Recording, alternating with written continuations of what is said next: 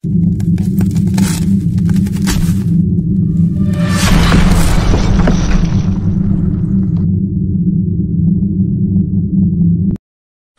bilezik.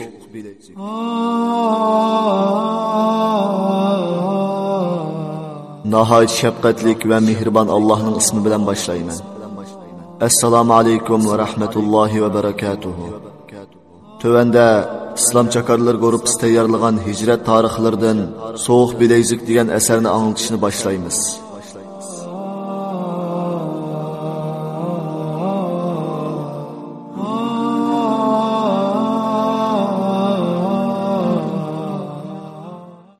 Soğuk bilezik.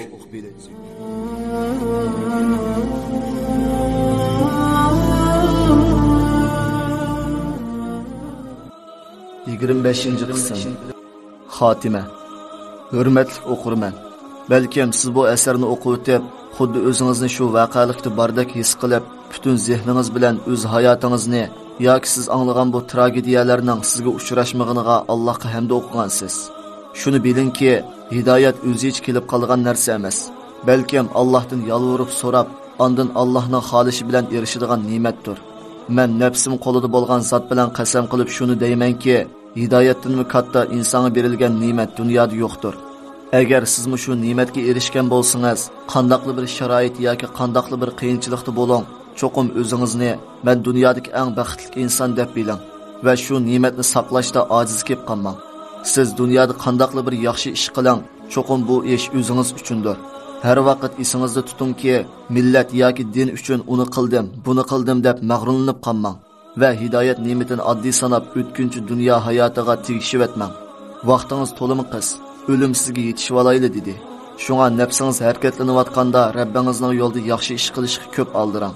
Bu amaliy hayot yashab o'tgan vaqalik. Anglash jarayonida aql egasining his qilganlari shuki, bir insonga berilgan eng buyuk ne'mat hidoyat ne'matidir. Çünkü hidayet nimeti ruhni paklığıcı nur, hayatlık seferde yoritquchi chiroq, qalblarni saqaytquchi shifoliq dori, jismoniy kuch-quvvat, shon sharaf, izzat va hurmat ekan. Aksichi bo'lganda jaholat, zulmat, ozg'unlik, xorliq ekan. Men yana tuvandiklarni his qiladi deb o'ylayman. Birinchi, islom, iymon va hijrat ulug' katta ne'mat bo'lib, bu ne'matlarga Allohga yalvorib turib, ondan erishkili bo'ladi. Bu ne'mat berilgan kishilar shukronasini ado qilish uchun hamma narsasini, milini, yaxshi ko'rganlarini, hatto jinni pido qilishga tayyor turish kerak. Ikkinchi, vaqti kelganda har narsadan kechaligidek irodali bo'lish kerak. Haqiqiy iymon sohibi bo'lgan kishilar har turli sinoqlarga, ayrilishlarga, mushkulotlarga duch keladi. Shu sinoqlarga duch kelganda chiroyli sabr qilib, iymoniy usulda muomala qilish kerak.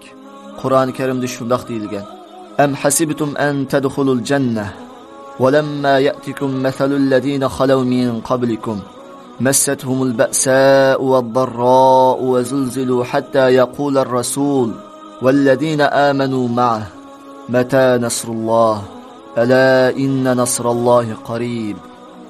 Ey müminler! Sizler tehi ilgirkiler uçurgan külpetlerge uçurmay turup cennetke kirişini oylamsizlar. Sizlerden ilgiri ötken müminlermi ig'irchiliklarga, külpetlerge uçurgan ve parakendichilik silingan idi. Hatta peygamber ve müminler Allah'ın yardımı kaçan kilidu deyishgan idi.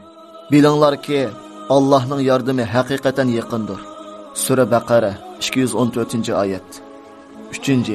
Sınaqlı bergen Rabbimiz aciz bendilerini her zaman yardımsız, yalğız öz halığı taşlap koymasdan, belki ularga daim yardımını, nusratını, ilahi kudretini ko'rsatib, ularning qalbini shotlantirdi. Buning bilan mu'minning qalbida jazmiyat oshidi va Allohning bu ishga yordam berayotganligini his qilib, mang'an yo'lni davomlashtirdi. Alloh taolo mundaq deydi: Ya ayyuhallazina amanu in tansurulloha yansurukum va yuthabbit aqdamakum. Ey mu'minlar, sizlar Allohga yordam bersanglar, Alloh sizlarga yordam berdi va qadaminglarni barqaror qiladi. Sur Muhammed 7. ayet. 4. İman. Hicret yolda sınaqlarga duch kelgan kishilarning Allohga bo'lgan sevgi muhabbati texmi oshidi.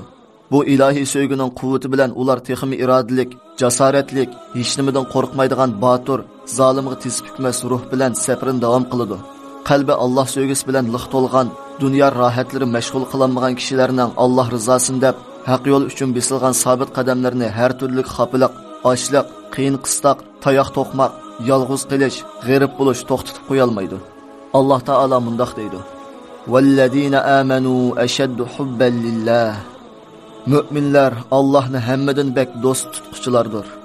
Sura Baqara 165. ayet. 5. İman. Hicret nimeti berilgen her bir mümin bu katta nimetni çoqum qadrlishi, nim uchun hicret qilganligini unutmaslıqı, Allah'a qancha qitim yalvurup, yig'lab chin qalbidan so'rab, nazar qilib ondan erishgan bu nimetning haqqini loyiqida ado qilishi, bütün vücudu bilan shuncha arzu qilib hicret nimetiga erishalmagan ve yoki zolim zindonlarga mahkum qilingan qarindoshlarini unutmaslik kerak. Alloh taolo mundoq deydi: وما لكم لا تقاتلون في سبيل الله والمستضعفين من الرجال والنساء والولدان الذين يقولون ربنا أخرجنا من هذه القرية الظالم أهلها واجعل لنا من لدنك وليا واجعل لنا من لدنك نصيرا. Ey müminler! Sizler nima uchun Allah yolda, ey Rabbimiz, bu aholisi zalim şehirden bizni çıkargın. Öz dergahingdan bizga bir madadkorni bergin deb duo qilayotgan ojiz ayollar va bolalarni qutqizish yo'lida jihad qilmaysizlar. Sura Nisa 75. ayet. 6. Qadrlanmagan, shukronasi ado qilinmagan ne'mat tartib ilindi.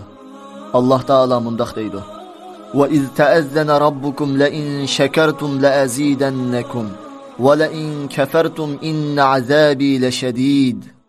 Öz vaqtida Parvardigoringlar ni'metiga shukr qilsanglar, uni texmi ziyoda qilaman. Agar kufrani ne'mat qilsanglar, mening azobim albatta bekmi qattiq bo'ladi deb jakarladi. Sura İbrahim 7. ayet. 6. Biz osong'ini erishib qolgan bu hijrat aslida undoq oson emas.